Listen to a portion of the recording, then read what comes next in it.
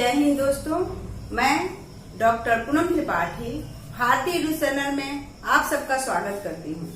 यदि आप net JRF MPhil PhD student हैं तो यह चैनल आपके लिए बहुत ही उपयोगी होगी, क्योंकि मेरे इस चैनल पर रिसर्च संबंधी संपूर्ण जानकारियाँ बहुत ही सरल भाषा में दी जाती हैं।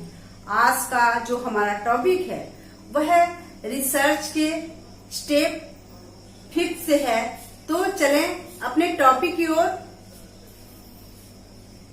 न्यायादर्श या प्रतिचयन क्या है, इनके गुण व आवश्यकता क्या है, इसका अध्ययन हम करेंगे।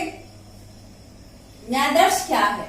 सामान्यतः जनसंख्या की समस्त इकाइयों में से अध्ययन के लिए कुछ निश्चित इकाइयों की एक निश्चित विधि के चयन को न्यायादर्श, प्रतिदर्श या प्रतिचयन कहा जाता है। मीड्रेड पार्टन के अनुसार समग्र में से निश्चित संख्या में व्यक्ति, घटना, यहां देखें, समग्र में से निश्चित संख्या में व्यक्ति भी हो सकता है, कोई घटना अथवा निरीक्षणों को पृथक करने की प्रक्रिया एवं पद्धति के अध्ययन के लिए संपूर्ण समूह में से एक अंश का चयन करना ही न्यायादर्श या प्रतिदर्श कहलाता है। इसे इंग्लिश में सैंपलिंग भी कहते हैं। सैंपल किसी समग्र में से या बहुत में से एक सैंपल, एक नमूना लेकर उसका अध्ययन करना। उस सैंपल से पूरे समग्र का पता चल जाता है। जैसा कि हम देखते हैं कि खाना पकाने के समय में यदि चावल हमें देखनी है तो हम सभी चावलों का निरीक्षण नहीं करके हम उस चावल के कुछ दाने देखते हैं, जिससे पता चल जाता है कि चावल पका हुआ है या कच्चा है। हम सभी चावल को नहीं देखते। इसी विधि को रिसर्च में ये सैंपलिंग या न्यायादर्श कहा जाता है। न्यायादर्श के गुण, न्यायादर्श के क्या गुण है उसे देखें। इस विधि में परिणाम की शुद्धता, समय, श्रम व धन की बचत होती है। इसमें संपूर्ण जनसंख्या का अध्ययन संभव बन पाता है। संपूर्ण जनसंख्या का अध्ययन संभव बन पाता है क्योंकि हम समस्त इकाइयों का, किसी भी क्षेत्र के समस्त इकाइयों का अध्ययन न करके उसमें से उसके ही गुण धर्म के कुछ इकाइयों का हम गहन अध्ययन करते हैं और गहन अध्ययन करने के बाद उसके परिणाम को निकालते हैं। वो इस विधि से संभव होता है। न्यायादर्श चयन की आवश्यकता, न्यायादर्श चयन की आवश्यकता रिसर्च में क्यों है, इसे देखें। नीड ऑफ सैंपलिंग, न्यायादर्श की आवश्यकता को निम्न बिंदुओं से समझें। ये बिंदु देख सकते हैं आप। व्यय की कमी, इसमें जो खर्चे की होती हैं, जो खर्चा किए जाते हैं, धन व्यय किए जाते हैं या समय का व्यय किया जाता है, वो कम आता है। क्योंकि यदि हम समग्र इकाइयों का अध्ययन करते हैं तो उसमें समय भी अधिक लगता है, व्यक्तियों की आवश्यकता अधिक होगी और अत्यधिक हमारा जो श्रम होगा वो लगेगा। देखिए आप, व्यय की कमी, न्यायादर्श का प्रयोग, न्यायादर्श की आवश्यकता को निम्न बिंदुओं से समझ सकते हैं। कौन कौन? व्यय की कमी, न्यायादर्श का प्रयोग सर्वेक्षणों में अधिक होता है। सर्वेक्षणों में न्यायादर्श का प्रयोग अधिक होता है, जहां सीमित धन, समय, व्यक्तियों एवं साधनों से एक जनसंख्या के संदर्भ में किसी चर का मान प्रस्तुत करना पड़ता है।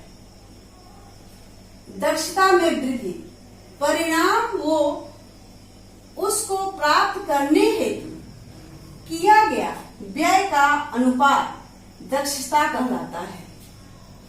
यदि सभी इकाइयों का अध्ययन करने से परिणाम में कुछ दोष रह जाता है, फिर भी सर्वेक्षण विधि सही है। ये कहा जाए कि अगर हम समग्र इकाइयों का अध्ययन करते हैं तो हमारा जो परिणाम होगा वह शुद्ध होगा, तो ये कथन है, गलत है। क्योंकि अगर हमें यदि सैंपलिंग में या हम कुछ इकाइयों का गहन अध्ययन करके अगर हमें उसमें त्रुटि मिलती है तो समग्र इकाइयों में तो अत्यधिक त्रुटि हो सकता है। उसको यहाँ बताया गया है, परिणाम में कुछ दोष रह जाता है, फिर भी सर्वेक्षण विधि इसके सबके अलावे यदि समझा जाए तो सर्वेक्षण विधि सही है। परिणाम की शुद्धता, विश्वसनीय परिणाम शोधार्थी की कार्य कुशलता पर निर्भर करता है। विश्वसनीय जो परिणाम है वो है ये शोधार्थी रिसर्चर के कार्य कुशलता पर निर्भर करता है। सभी इकाइयों का अध्ययन करने के लिए अधिक व्यक्तियों की आवश्यकता होती है। इसमें अधिक व्यक्तियों की आवश्यकता होती है जिन्हें सीमित साधनों से प्राप्त नहीं किया जा सकता। सर्वेक्षण यदि दोषपूर्ण होता है तो अधिक इकाइयों के अध्ययन से त्रुटि में और विस्तार ही होगा। इसलिए सैंपलिंग मेथड अपनाया जाता है। न्यायादर्श के निर्धारण में 4Ps की अवधारणा होती है। ये 4Ps की अवधारणा क्या है, इसे हम देखें। पर्पस अर्थात अध्ययन का निश्चित उद्देश्य क्या है। हम जिस क्षेत्र का हम अध्ययन कर रहे हैं उसका हमारा निश्चित उद्देश्य क्या है, उसे देखना होता है। पॉपुलेशन अर्थात समष्टि की प्रकृति क्या है। पॉपुलेशन का अर्थ किसी देश के जनसंख्या से नहीं है, बल्कि रिसर्च में हम जिस क्षेत्र में रिसर्च कर रहे हैं उसके समग्र इकाइयों से है। उसके समग्र इकाई को पॉपुलेशन कहा जाता है या यूनिवर्स कहा जाता है।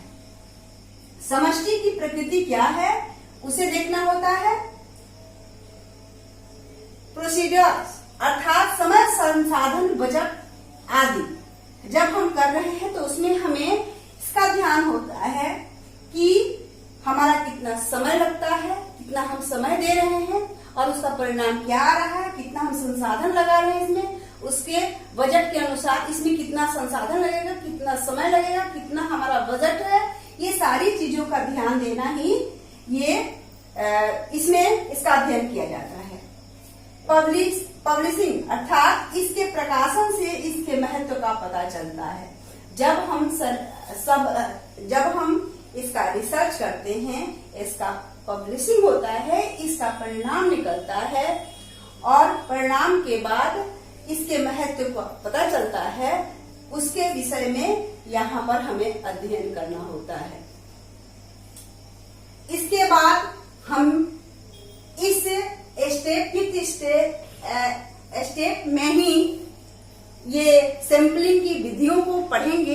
ये वीडियो बहुत ही लंबा हो जाएगा, इसलिए मैं नेक्स्ट वीडियो में उससे समझाऊंगी कि ये जो सैंपलिंग विधियां हैं ये कितने प्रकार के होते हैं, ये क्या होती हैं, ये सभी चीजों की हम अध्ययन नेक्स्ट वीडियो में करने वाले हैं। तब तक यदि आप हमारे चैनल पर नए हो तो चैनल को लाइक करें, सब्सक्राइब करें। इसी के साथ जय हिंद।